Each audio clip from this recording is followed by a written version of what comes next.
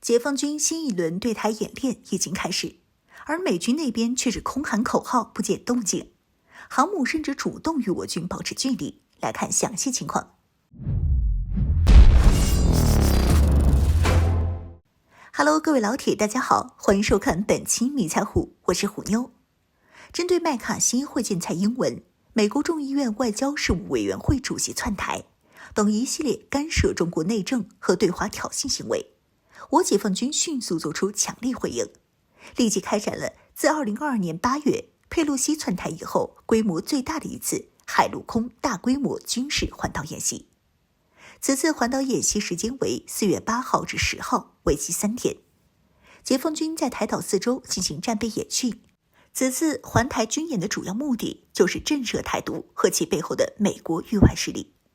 根据台委防务部门的通报，解放军空中力量精锐尽出，仅仅1天时间，解放军就史无前例出动了72架军机，包括东战空军的精锐力量。空军的演练主要是重点检验联合作战体系支撑下夺取制海权、制空权、制信息权能力。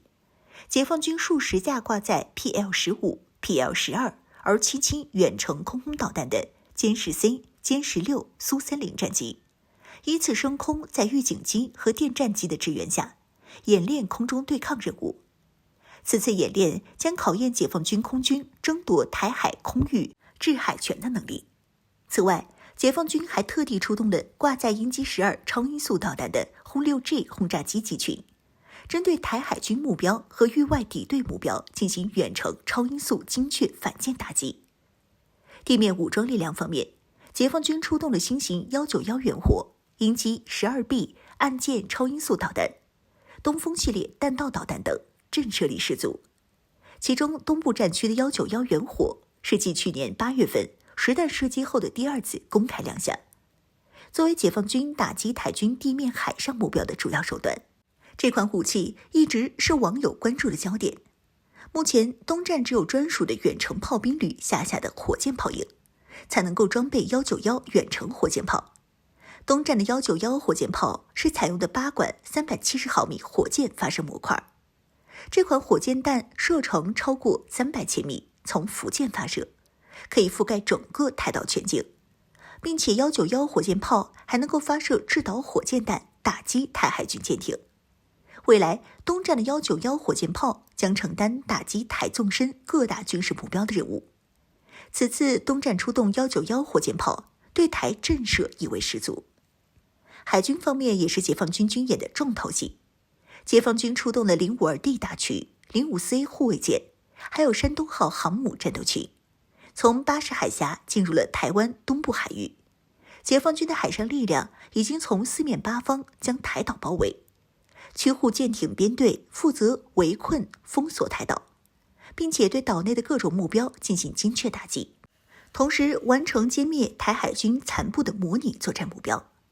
而山东号航母战斗群则负责封锁台岛东部海空地域，其主要的作战目标就是区域拒止美日对于台岛可能发生的干预手段，尤其是针对美第7舰队。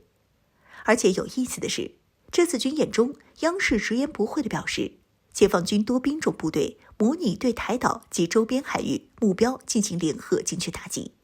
并且持续保持围岛进逼态势，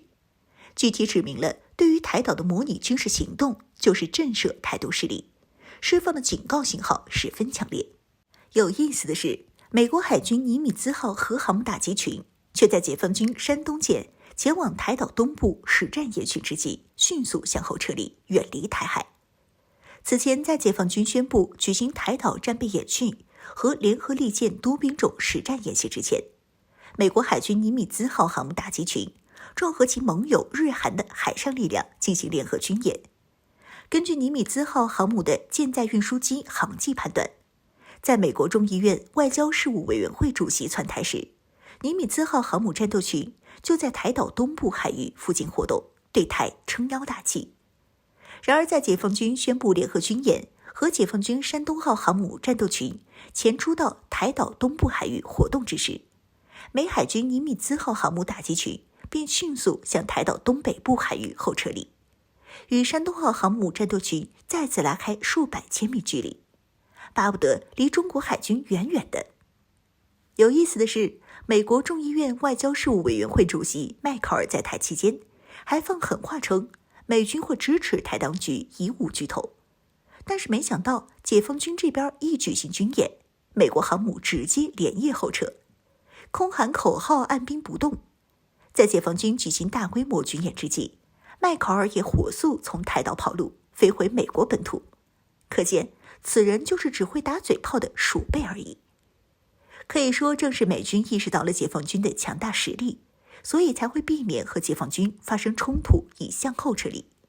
毕竟一旦打起热战，美国海军第7舰队的水面舰艇肯定是势不存一的。